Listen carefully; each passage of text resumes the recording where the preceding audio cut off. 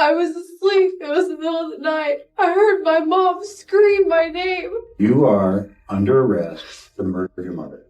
No one will tell me anything that's going on. Okay. Je dormais, c'était au milieu de la nuit, j'ai entendu ma mère crier mon prénom. Vous êtes en état d'arrestation pour le meurtre de votre mère. Personne ne voulait me dire ce qui se passait. Le matin du 13 septembre 2006, des plaisanciers du port de Newport Harbor, en Californie, firent une découverte macabre. Un corps flottait à la surface de l'eau, étroitement enveloppé dans une couverture, solidement maintenue par du ruban adhésif. Lorsque la police le repêcha, l'ampleur de la violence apparut clairement. La victime, Barbara Mullenix, 56 ans, avait été poignardée plus de 50 fois. Ses poignets étaient ligotés. Son corps avait été abandonné comme un déchet. Au départ, les enquêteurs soupçonnèrent un cambriolage qui aurait mal tourné. Barbara vivait à Huntington Beach, une ville côtière aisée. Mais en creusant davantage, la piste ne mena ni à des inconnus ni à des voleurs. Elle conduisit à sa propre fille adolescente, Rachel Mullenix, 17 ans. Et Rachel avait grandi dans un foyer de classe moyenne du sud de la Californie. De l'extérieur, elle semblait être une adolescente ordinaire, intelligente, jolie, avec un avenir prometteur. Mais à l'intérieur du domicile familial, la situation se détériorait. Barbara avait élevé Rachel presque seule. Elle était stricte, parfois décrite comme autoritaire, et étouffante. Les disputes étaient fréquentes et explosives. Barbara punissait sa fille, dont limitait ses sorties et désapprouvait ses fréquentations. En 2006, le conflit atteignit son paroxysme. Rachel était tombée amoureuse d'Ian Allen, un jeune homme de 21 ans à la réputation instable. Barbara le détestait. Elle le jugeait trop âgé, dangereux et inadapté pour sa fille. Elle interdit toute relation et alla jusqu'à enfermer Rachel à la maison pour l'empêcher de le voir. Pour Barbara, il s'agissait de protection. Pour Rachel, c'était de la tyrannie. Selon l'accusation, et c'est à ce moment qu'un plan commença à se former. Aux premières heures du 13 septembre, Barbara fut attaquée dans sa propre maison. Ian Allen était armé d'un couteau. Rachel savait ce qui allait se produire. L'agression fut d'une violence frénétique. Plus de 50 coups de couteau. De nombreuses blessures défensives prouvaient que Barbara s'était battue désespérément pour survivre. D'autres plaies profondes et répétées traduisaient la rage. Après le meurtre, Rachel et Ian enveloppèrent le corps dans une couverture, le fixèrent avec du ruban adhésif et le placèrent dans le coffre de la voiture de Barbara. Ils roulèrent jusqu'à Newport Beach. Dans l'obscurité, ils jetèrent le corps dans le port, pensant sans doute qu'il coulerait. Il remonta à la surface dès le lendemain. Très vite, les soupçons se portèrent sur Rachel. Elle avait disparu. Quelques jours plus tard, la police découvrit qu'elle et Ian avaient fui la Californie à bord du véhicule de Barbara. Une semaine plus tard, en Louisiane, après une course-poursuite, ils furent arrêtés. Rachel n'avait que 17 ans lorsqu'elle fut accusée du meurtre de sa mère. Le procès fit la une des médias. L'image d'une adolescente séduisante accusée d'avoir conspiré avec son petit ami pour tuer sa mère fascina l'opinion publique. Son attitude troubla beaucoup d'observateurs, peu d'émotion, une apparente froideur. En 2008, le verdict tomba. Ian Allen fut condamné pour meurtre au premier degré à la prison à perpétuité sans possibilité de libération conditionnelle. Rachel fut reconnue coupable de meurtre au second degré et condamnée à 25 ans à perpétuité. Ce qui rend cette affaire si glaçante n'est pas seulement la violence, mais la trahison. Une fille de 17 ans s'est retournée contre celle qui l'avait élevée. En choisissant son petit ami plutôt que sa mère, elle a détruit 2 vies, celle de Barbara, brutalement achevée dans un port, et la sienne condamnée à des décennies derrière les barreaux. Le nom de Rachel Mullenix restera à jamais associé à l'une des trahisons familiales les plus choquantes du sud de la Californie. « Oh, je vais te manquer, Joey !» Sa voix était étrangement calme, puis elle ajouta « Je crois que j'ai tiré sur maman et sur Bob. » En août 2015, la banlieue tranquille de Tampa, en Floride, devint le théâtre d'un double meurtre qui choqua toute l'Amérique. Nicole Nachman, 21 ans, étudiante universitaire sans antécédents criminels, assassina sa mère et son beau-père de sang-froid. Nicole était la fille de Myriam Desléons, décrite comme une mère stricte et dominatrice. Dit proche de la perfection, exigeante, Myriam surveillait chaque aspect de la vie de sa fille, notamment ses études à Florida State University. Nicole souffrait de dépression et d'isolement social. Plusieurs proches affirmaient qu'elle semblait écrasée par la pression constante et les critiques maternelles. Son beau-père, Robert DeLeon, ancien capitaine de la Navy surnommé Bob, était respecté dans la communauté. Discipline, ordre, autorité pour Nicole. Il représentait le contrôle qu'elle détestait. À ses yeux, la maison familiale n'était pas un refuge, mais une prison. Selon les procureurs, des années de ressentiment accumulés finirent par exploser. Dans la nuit du 20 août 2015, Nicole se rendit au domicile familial armée d'un pistolet chargé. Robert fut le premier à la voir. Elle leva l'arme et lui tira une balle à l'arrière de la tête. Une exécution, il s'effondra instantanément. Quelques instants plus tard, elle fit face à sa mère. Myriam cria, supplia.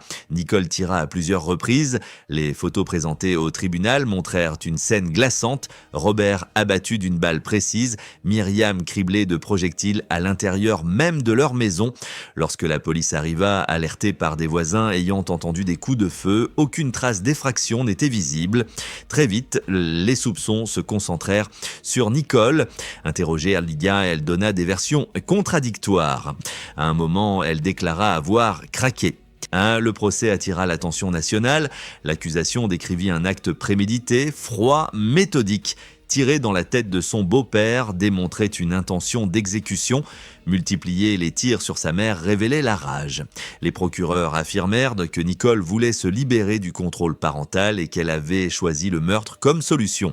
La défense tenta d'invoquer la fragilité psychologique, dépression, pression familiale, manipulation émotionnelle.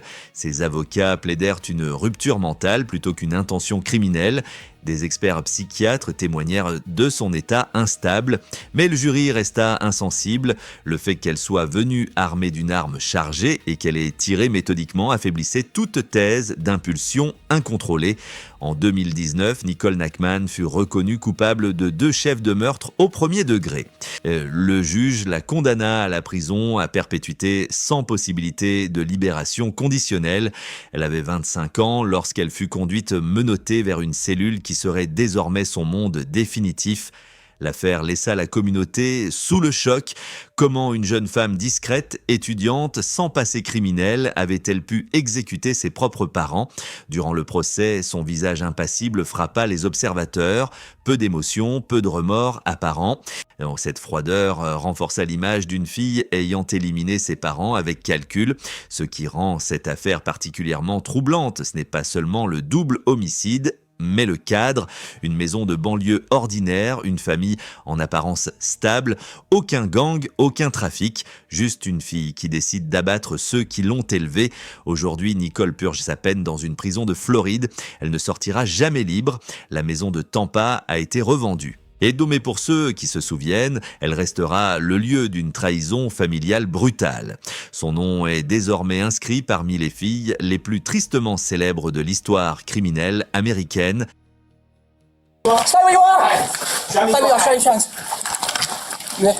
En 2023, lorsque la police britannique pénétra dans une maison modeste d'Essex, elle découvrit une scène qui dépassait l'entendement. À l'intérieur se trouvaient les restes en décomposition de John et Lois Makula, tous deux âgés d'une 60aine d'années avancées. Ils étaient morts depuis des années et la responsable n'était ni un inconnu ni un cambrioleur, mais leur propre fille, Virginia Makula. Les experts établirent que les meurtres remontaient à 2019.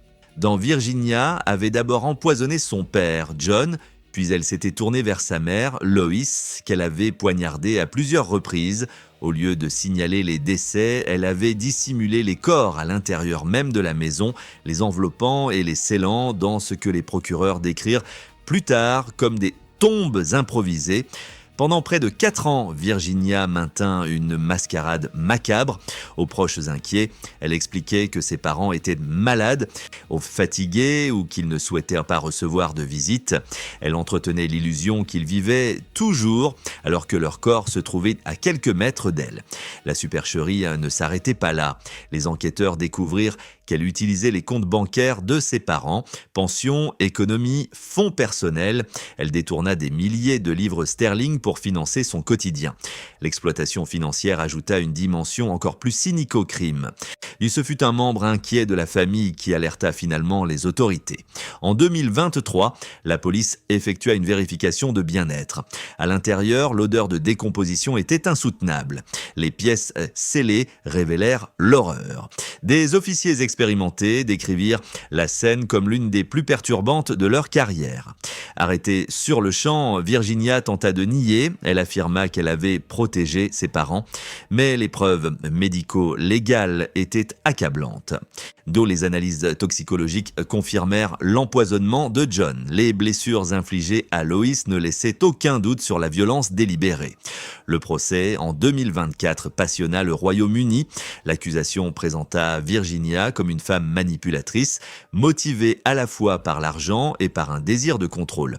Maintenir le mensonge pendant des années démontrait, selon eux, une froide lucidité.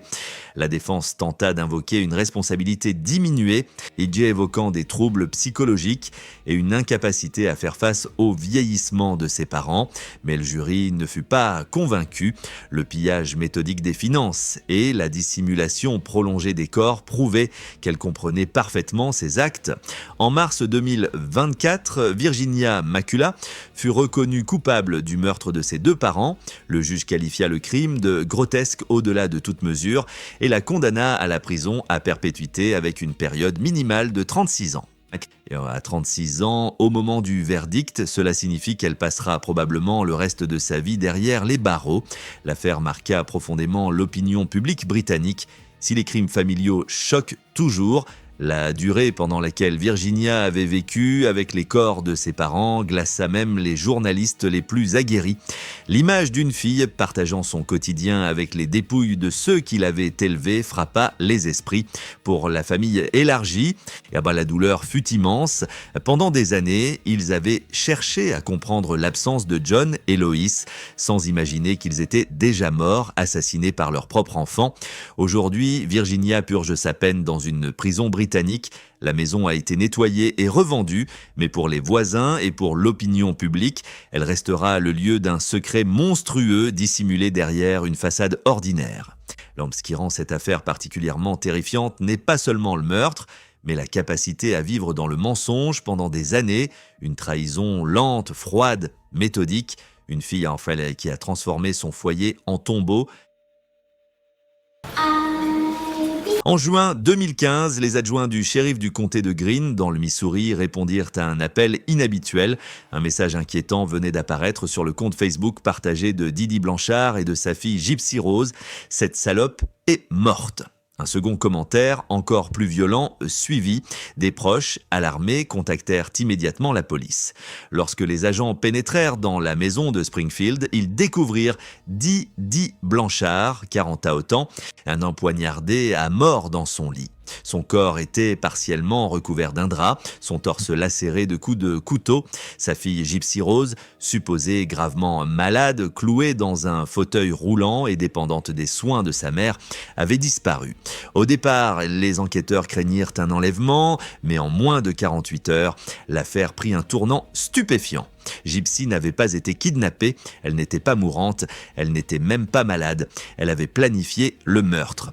Et pendant des années, Didi avait convaincu le monde que sa fille souffrait de leucémie, de dystrophie musculaire, d'épilepsie et de multiples pathologies. Elle lui rasait la tête, la forçait à utiliser un fauteuil roulant, lui administrait des médicaments inutiles et la soumettait à des interventions médicales injustifiées. Didi souffrait du syndrome de Munchausen par procuration. C'est un trouble dans lequel un parent fabrique ou provoque des maladies chez son enfant pour attirer attention et compassion. Grâce à cette mise en scène, elle obtint dons, voyages gratuits et même une maison offerte par une organisation caritative. Aux yeux du public, Gypsy était une enfant fragile et condamnée. En réalité, elle pouvait marcher, elle n'avait pas besoin de la plupart des traitements qu'on lui imposait. Derrière les portes closes, Gypsy vivait sous un contrôle oppressant et elle était isolée, sous-alimentée, punie lorsqu'elle tentait d'affirmer son indépendance. Didi l'abattait, la menaçait et la retenait physiquement. À l'adolescence, Gypsy comprit qu'elle n'était pas malade. Mais toute tentative d'évasion se heurtait à l'emprise maternelle. En 2012, elle fit la connaissance en ligne de Nicholas Godjohn, un homme du Wisconsin. Leur relation secrète se développa rapidement et Nicolas présentait des troubles mentaux et une fascination inquiétante pour la violence. Pour Gypsy, il représentait une échappatoire. En 2015, leur relation évolua vers un complot meurtrier. Gypsy persuada Nicolas de venir dans le Missouri. Armé d'un couteau, il entra dans la maison pendant que Didi dormait. Gypsy se cacha dans la salle de bain, les mains sur les oreilles, tandis que Nicolas poignardait Didi à plus d'une dizaine de reprises. Après le meurtre, le couple s'enfuit vers le Wisconsin. Les publications Facebook permirent rapidement aux enquêteurs de localiser Nicolas. Gypsy fut retrouvée vivante, debout, marchant sans assistance, une révélation qui stupéfia l'opinion publique. Le procès devint l'un des plus médiatisés de la décennie. Nicholas Godjohn fut reconnu coupable de meurtre au premier degré et condamné à la prison à perpétuité sans possibilité de libération conditionnelle. Le cas de Gypsy était plus complexe. Elle avait orchestré la mort de sa mère, mais elle avait aussi été victime d'années d'abus psychologiques et médicaux. En 2016, elle accepta un accord de plaidoyer pour meurtre au second degré et fut condamnée à 10 ans de prison. L'affaire suscita un débat intense. Gypsy était-elle une meurtrière ou une victime poussée à bout ? Documentaires et séries télévisées relancèrent l'intérêt du public. Beaucoup virent en elle une survivante d'abus extrêmes. Le 28 décembre 2023, après avoir purgé 8 ans, Gypsy fut libérée.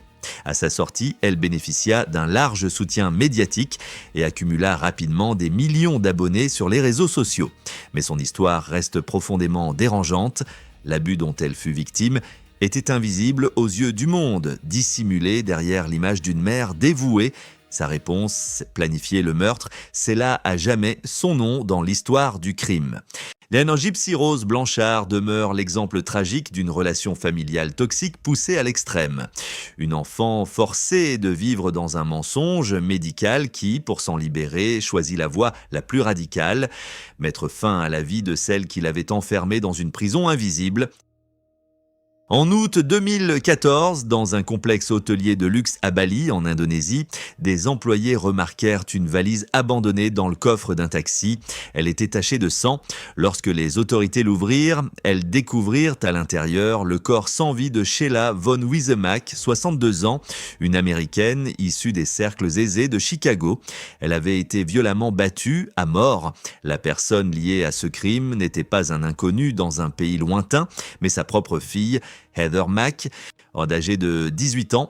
Depuis des années, la relation entre Heather et sa mère était conflictuelle. Sheila, veuve du compositeur James Mack, était décrite comme élégante et cultivée, mais aussi autoritaire. Heather, de son côté, était rebelle, instable et souvent en conflit avec les tentatives disciplinaires de sa mère. La police avait déjà été appelée à leur domicile de Chicago pour des disputes domestiques. En 2014, Sheila décida d'emmener Heather en voyage à Bali, espérant apaiser les tensions. Heather invita son petit ami, Tommy Schaefer, 21 ans. Sheila désapprouvait fortement cette relation, considérant Tommy comme une mauvaise influence. Le 12 août 2014, dans leur suite du St. Regis Resort, une dispute éclata. Selon les témoignages au procès, Tommy frappa Sheila à la tête à plusieurs reprises avec un bol à fruits en métal après une altercation verbale. Le coup fut brutal et répété jusqu'à ce qu'elle s'effondre mortellement blessée. Les procureurs soutinrent que Heather n'avait pas seulement assisté à l'attaque, mais qu'elle l'avait encouragée. Après la mort de Sheila, le couple plaça son corps dans une valise, forçant ses membres pour qu'elle puisse y tenir. Ils transportèrent ensuite la valise hors de l'hôtel et l'abandonnèrent dans un taxi. Le plan échoua presque immédiatement. Le chauffeur alerta les autorités après avoir remarqué le poids suspect et les taches de sang. Et la découverte fit la une des médias internationaux. Heather et Tommy furent arrêtés rapidement. Les enquêteurs révélèrent que Heather était enceinte au moment du meurtre. Selon l'accusation, le couple comptait financer une nouvelle vie grâce à l'héritage de Sheila. Le procès en Indonésie, en 2015, attira une attention mondiale. Les procureurs présentèrent Heather comme manipulatrice, motivée par l'argent et la haine envers sa mère. Des messages révélèrent ses plaintes constantes contre Sheila et des discussions concernant l'héritage. La défense tenta de la dépeindre comme une jeune femme influencée par son petit ami et victime d'une relation toxique. Mais les juges indonésiens la reconnurent complice active. Tommy Sheffer fut condamné à 18 ans de prison pour meurtre. Heather fut condamnée à 10 ans pour complicité. Elle donna naissance à sa fille Stella en prison, où l'enfant passa ses premières années avant d'être renvoyé aux États-Unis. Après 7 ans de détention, Heather fut libérée en 2021 et expulsée vers les États-Unis. Mais à son arrivée, elle fut de nouveau arrêtée par les autorités américaines. En 2023, elle plaida coupable de complot en vue de commettre un meurtre à l'étranger. En 2024, elle fut condamnée à 26 ans de prison fédérale. Aujourd'hui, Heather purge sa peine dans une prison américaine. Elle passera l'essentiel de sa vie adulte derrière les barreaux. Ce qui rend cette affaire particulièrement marquante, c'est le contraste. Un meurtre d'une brutalité extrême commis dans un décor paradisiaque. L'image d'une mère battue à mort puis dissimulée dans une valise de voyage a profondément choqué l'opinion publique. Pour beaucoup, l'attitude d'Heather pendant son procès, parfois souriante, dont parfois impassible, renforça l'image d'une fille prête à sacrifier sa propre mère pour liberté et argent. Le meurtre de Bali demeure l'un des crimes mère-fille les plus tristement célèbres du XXIe siècle. Une histoire de cupidité, de violence et de trahison familiale sur fond de vacances tropicales transformées en scène de crime. The relationship between me and my parents, it was rocky. It was very distant. Dans la nuit du 16 novembre 2012, un appel paniqué au 911 brisa le silence de Willoughby Hills, dans l'Ohio. Une adolescente de 13 ans, en pleurs, expliquait que sa sœur était en train de poignarder leur mère. Lorsque la police arriva sur les lieux, elle découvrit une scène d'une violence inimaginable. Lisa Knuffel, 41 ans, gisait dans son lit, frappée de plus de 150 coups de couteau. Le matelas, les murs et le sol étaient couverts de sang. À proximité se tenait Sabrina Zunic, 18 ans, fille adoptive de la famille, tenant encore l'arme du crime, les vêtements maculés de rouge. Derrière cette explosion de violence se cachait une histoire de manipulation et d'abus. Sabrina avait connu une enfance instable. Ses parents biologiques luttaient contre la toxicomanie et elle avait été placée dans plusieurs foyers. Lorsqu'elle arriva chez Lisa et Kevin Knuffel, cela semblait être une seconde chance. Lisa, assistante sociale, s'efforçait d'offrir à Sabrina stabilité et affection. Mais Kevin, chauffeur routier, développa en secret une relation sexuelle avec l'adolescente. Les autorités décrivirent plus tard ce lien comme un processus de manipulation et de prédation. Il convainquit Sabrina qu'il l'aimait, qu'ils pouvaient construire un avenir ensemble et que Lisa était un obstacle. Selon l'accusation, Kevin alimenta progressivement la colère de Sabrina. Il lui répétait que Lisa la maltraitait, qu'elle ne la comprenait pas, et que leur bonheur commun dépendait de sa disparition. Il lui promit amour, sécurité et même des bénéfices financiers liés à des assurances-vie. Le soir du 16 novembre, Kevin était opportunément absent du domicile. Sabrina entra dans la chambre de Lisa avec un couteau de cuisine. L'attaque fut d'une brutalité extrême. Plus de 150 coups furent portés, révélant non seulement une rage incontrôlée, mais aussi l'influence prolongée d'une manipulation psychologique. L'enregistrement du 911 capta la voix terrifiée de la plus jeune fille de Lisa, suppliant qu'on vienne arrêter sa sœur adoptive. À l'arrivée des policiers, Lisa était morte et Sabrina restait figée au milieu du carnage. Au procès, Sabrina admit avoir tué Lisa, mais l'attention se concentra rapidement sur Kevin. Kevin. Les procureurs exposèrent les messages et des témoignages prouvant qu'il avait orchestré le crime, donnant des instructions précises sur la manière et le moment d'agir. Et Sabrina accepta un accord de plaidoyer et accepta de témoigner contre Kevin en échange d'une peine réduite. À la barre, elle décrivit leur relation, affirmant qu'elle croyait sincèrement en ses promesses et qu'elle pensait agir pour leur avenir commun. En 2014, Kevin Knuffel fut reconnu coupable de conspiration pour meurtre aggravé, d'agression sexuelle et de corruption de mineurs. Il fut condamné à la prison à perpétuité avec possibilité de libération conditionnelle après 30 ans. Sabrina, quant à elle, fut condamnée à la perpétuité avec possibilité de libération après 30 ans. Elle sera d'âge mûr avant d'avoir la moindre chance de liberté. L'affaire bouleversa l'Ohio. Lisa avait accueilli Sabrina comme sa propre fille, espérant lui offrir une vie meilleure. Au lieu de cela, elle devint victime d'un complot orchestré par son mari et exécuté par l'adolescente qu'elle protégeait. Ce qui rend ce cas particulièrement troublant, c'est la frontière floue entre victime et bourreau. Sabrina était-elle une tueuse froide ou une jeune fille vulnérable exploitée par un adulte manipulateur ? Le jury estima qu'elle savait ce qu'elle faisait. Les 150 coups de couteau témoignaient d'une intention répétée, d'un acte prolongé, pas d'un simple moment d'égarement. Aujourd'hui, Sabrina purge sa peine dans une prison de l'Ohio. Kevin est également derrière les barreaux. La famille de Lisa a publiquement exprimé sa douleur. Ils ont perdu non seulement une mère, mais aussi la jeune fille qu'ils avaient accueillie dans leur foyer. L'affaire Zunick demeure l'un des exemples les plus glaçants de trahison familiale. Un meurtre planifié dans l'ombre, nourri par la manipulation, exécuté par une adolescente persuadée qu'elle suivait son cœur. Le 30 mars 1985, dans le comté de Bedford en Virginie, Derek et Nancy Isom furent retrouvés assassinés dans leur maison. La scène était d'une violence extrême.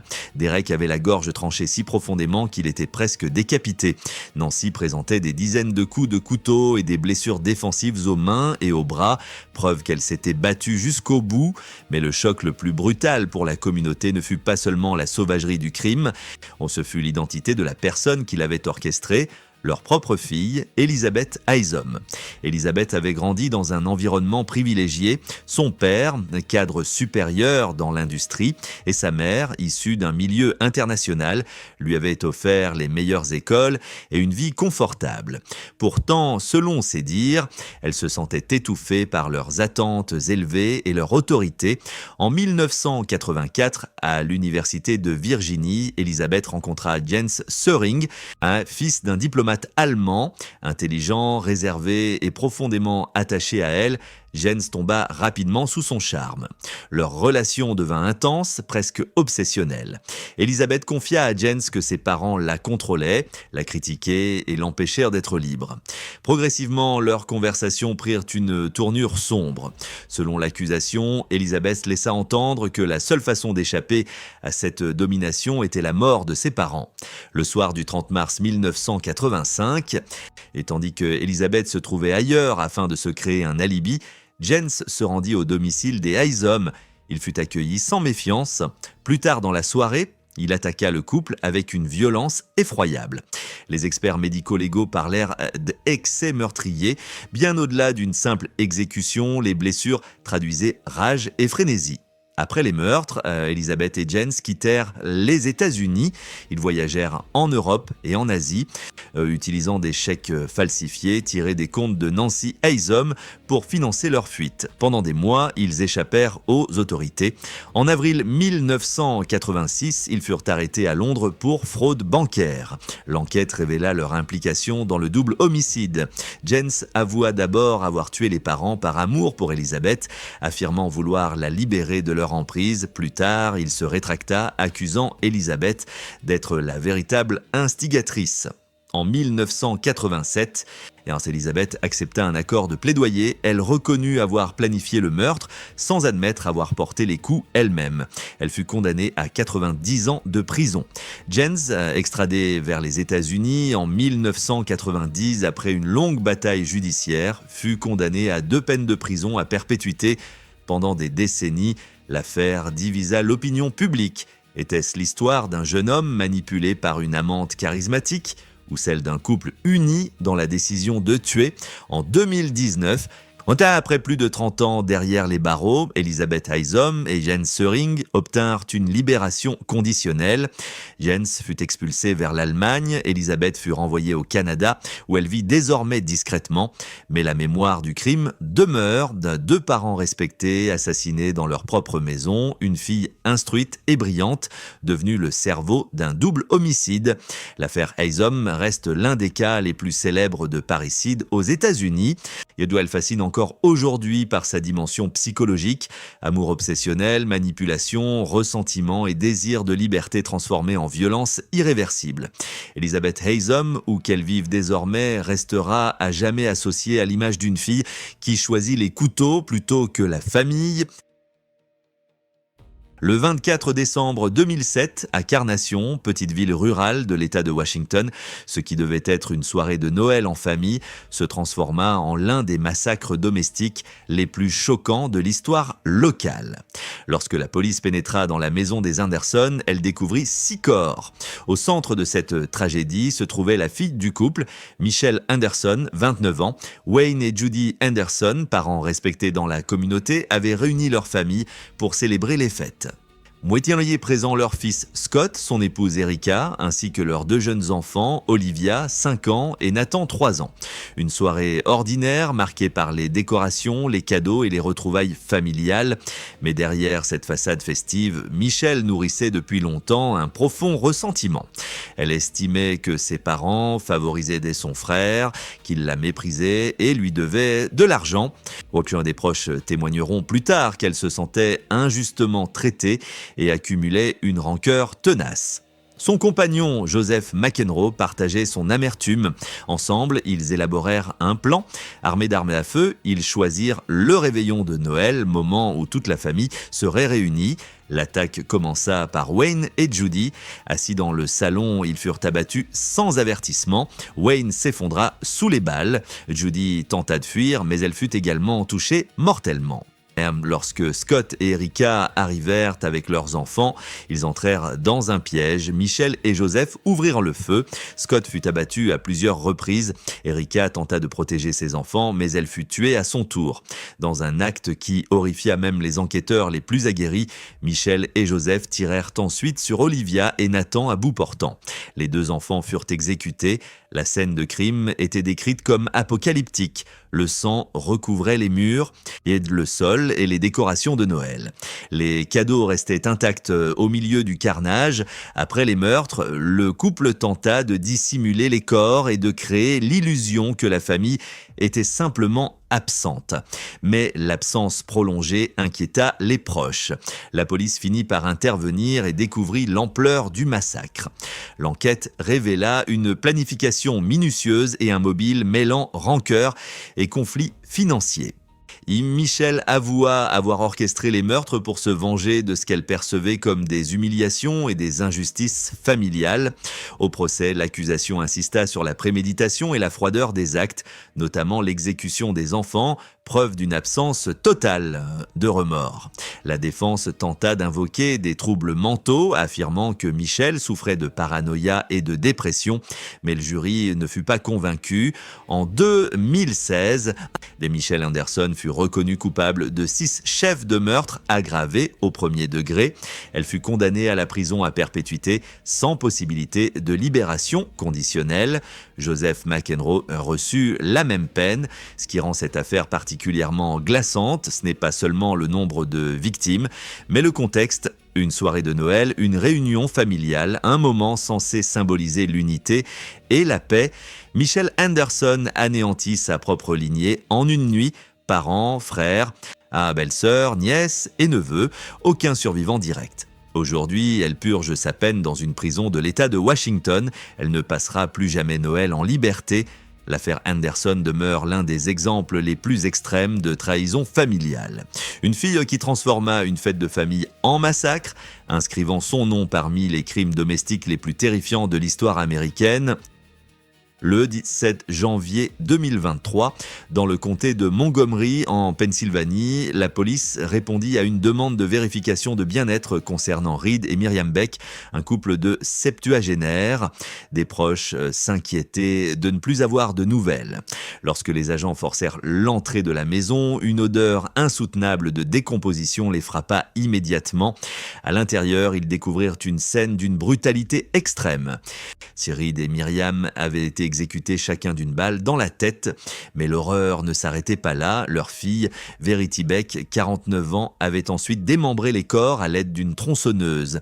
Des parties des dépouilles étaient enveloppées dans des draps, des sacs poubelles et des contenants disséminés dans la maison. Les enquêteurs établirent que les meurtres avaient eu lieu environ 10 jours plus tôt, vers le 7 janvier 2023. Cette nuit-là, Verity avait tiré à bout portant sur ses 2 parents. Les coups étaient précis, intentionnels, fatals. Puis elle avait entrepris le travail macabre de découpe, apparemment pour dissimuler le crime.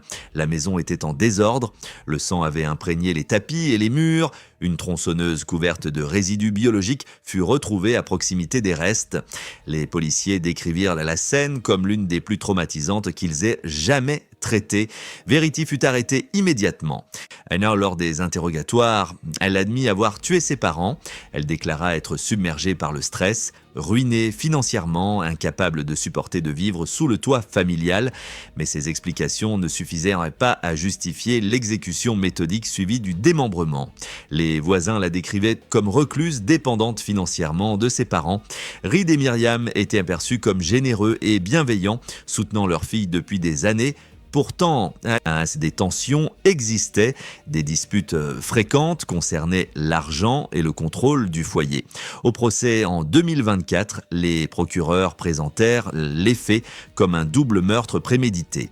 Les tirs à la tête démontraient une exécution, non un acte de défense. Le démembrement et la dissimulation des corps prouvaient une conscience claire de la gravité des actes.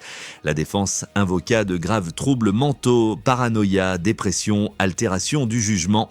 Et des experts psychiatres décrivirent Verity comme incapable de distinguer pleinement la réalité, vivant dans un isolement extrême. Ils plaidèrent un effondrement psychologique plutôt qu'une intention criminelle froide. Le jury examina des semaines de témoignages et de preuves. Les photographies de la scène de crime, les sacs contenant les restes, la tronçonneuse ensanglantée. Ils entendirent les proches, stupéfaits qu'une fille ait pu vivre 10 jours entourée des corps mutilés de ses parents. Et en mars 2024, le verdict fut rendu, coupable mais mentalement malade pour 2 chefs de meurtre au premier degré. Le juge condamna Verity Beck à 2 peines de réclusion à perpétuité consécutive. Elle ne sortira jamais de prison. L'affaire bouleversa la Pennsylvanie. Les déclarations des proches évoquèrent la dignité arrachée aux victimes, l'humiliation posthume infligée par leur propre enfant. Ce qui distingue cette affaire n'est pas seulement la violence, mais la froideur. Les tirs d'exécution témoignaient d'une décision claire. Le démembrement révélait une volonté de dissimulation méthodique. Ce n'était pas une altercation spontanée, c'était un double homicide suivi d'une tentative structurée d'effacement. Aujourd'hui, Verity Beck purge sa peine dans une prison d'État. Reed et Miriam sont rappelés comme des parents qui avaient soutenu leur fille jusqu'au bout avant d'être exécutés et démembrés par celle qu'ils avaient élevée. Une trahison familiale d'une brutalité rare et qui a gravé dans la mémoire collective comme l'un des crimes domestiques les plus sombres de ces dernières années. En mai 1998, dans la ville tranquille de Mansfield en Angleterre, William et Patricia Wycherley furent abattus dans leur propre maison. Pourtant, pendant plus de 15 ans, personne ne signala leur disparition. Le couple semblait simplement avoir quitté les lieux, vivant une retraite discrète loin des regards. La vérité, révélée en 2013, glaça le pays. Leur corps avait été enterré dans le jardin et leur propre fille, Susan Edwards, avait participé au crime. Susan n'avait rien du profil d'une tueuse. Réservée, passionnée par le cinéma classique hollywoodien, elle vivait dans un monde de nostalgie et de fantasmes. Son mari, Christopher Edwards, partageait cette obsession pour les souvenirs de stars et les autographes coûteux. Leur vie était marquée par l'isolement et des difficultés financières chronique. Selon l'accusation, tout bascula lors d'une dispute en 1998. Suzanne affirma plus tard que son père, William, l'avait humiliée, notamment à propos de son incapacité à avoir des enfants et de son mariage. Mais pour les procureurs, ces tensions ne justifiaient en rien ce qui allait suivre. Christopher tira sur William et Patricia dans leur chambre. Suzanne, qu'elle ait ou non tenu l'arme, participa à la dissimulation. Ensemble, ils enveloppèrent les corps et les enterrèrent dans des fosses peu profondes sous les plates-bandes du jardin. Puis ils commencèrent à mentir, le couple orchestra une fraude méticuleuse. Ils envoyèrent de fausses cartes de Noël, écrivirent des lettres au nom des Wycherley et informèrent les voisins que le couple avait déménagé sur la côte. Pendant 15 ans, la supercherie tint bon. Pendant ce temps, Suzanne et Christopher détournèrent les pensions et les économies de ses parents. Ils utilisèrent les fonds pour financer leur collection de souvenirs hollywoodiens, dépensant plus de 250 000 livres sterling. L'argent alimentait leur univers imaginaire, tandis que les corps reposaient sous leurs pieds. En 2012, accablés par les dettes, ils ne purent maintenir la fiction. Suzanne confessa finalement à sa belle-mère en France que les corps étaient enterrés dans le jardin. La police britannique exhuma les dépouilles en 2013, découvrant 2 corps remarquablement conservés par la terre. Suzanne et Christopher s'enfuirent brièvement en France avant de se rendre aux autorités britanniques. Lors des interrogatoires, Suzanne tenta de minimiser son rôle, donc affirmant avoir été dominée par son mari. Christopher, de son côté, la désigna comme instigatrice. Le procès de 2014 captiva les médias. Les procureurs décrivirent un couple avide et détaché de toute empathie, ayant choisi l'argent et le fantasme plutôt que la loyauté familiale. La défense tenta de présenter Suzanne comme vulnérable et manipulée, mais la fraude prolongée et systématique rendait difficile toute thèse d'innocence. Le jury les déclara coupables de meurtre.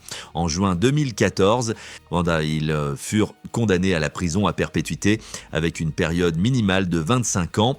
Ce qui rend l'affaire particulièrement dérangeante, c'est la durée du mensonge, 15 ans à vivre au-dessus des tombes de ses propres parents, 15 ans à écrire des lettres en leur nom, à sourire aux voisins, à percevoir leur pension. Aujourd'hui, Suzanne et Christopher purgent leur peine dans des prisons britanniques. La maison a été revendue, le jardin replanté, mais pour la communauté de Mansfield, s'il restera toujours le lieu où une fille a enterré ses parents et vécu de leur silence. Ces affaires ont des décors différents. Californie, Floride, Angleterre, Indonésie, Ohio, Virginie, État de Washington, des contextes sociaux variés, des histoires familiales uniques, mais elles partagent toutes un point commun glaçant, la trahison venue de l'intérieur. Une fille qui poignarde sa mère plus de 50 fois. Une étudiante qui exécute ses parents pour se libérer. Une femme qui vit des années avec les corps de ceux qui l'ont élevée. Là, une jeune victime d'abus qui choisit le meurtre comme échappatoire. Une héritière qui planifie l'assassinat pour l'amour et l'argent. Une sœur qui anéantit toute sa famille un soir de Noël. Dans chacune de ces histoires, le danger ne vient pas d'un inconnu dans la nuit. Il ne force pas une porte, il possède déjà la clé, il partage le toit, la table, le nom de famille. Ces crimes nous forcent à affronter une réalité inconfortable. Les liens du sang ne garantissent ni loyauté ni protection. Être dans la famille peut être un refuge, elle peut aussi devenir le théâtre de la violence la plus intime. Certains de ces noms ont été libérés, d'autres mourront derrière les barreaux, mais les victimes, elles, ne reviendront jamais. Et les communautés marquées par ces tragédies n'oublieront pas. Alors une question demeure, laquelle de ces filles vous a le plus glacé le sang ? La froideur calculée d'Elizabeth Haysom, l'horreur prolongée de Virginia Macula, donc ou le massacre impensable orchestré par Michel Anderson. Dites-le en commentaire. Si vous voulez d'autres analyses détaillées des crimes familiaux les plus sombres, abonnez-vous et activez les notifications. Parce que ces histoires nous rappellent une vérité dérangeante. La menace la plus effrayante n'est pas toujours à l'extérieur. Parfois, elle dort dans la chambre d'à côté.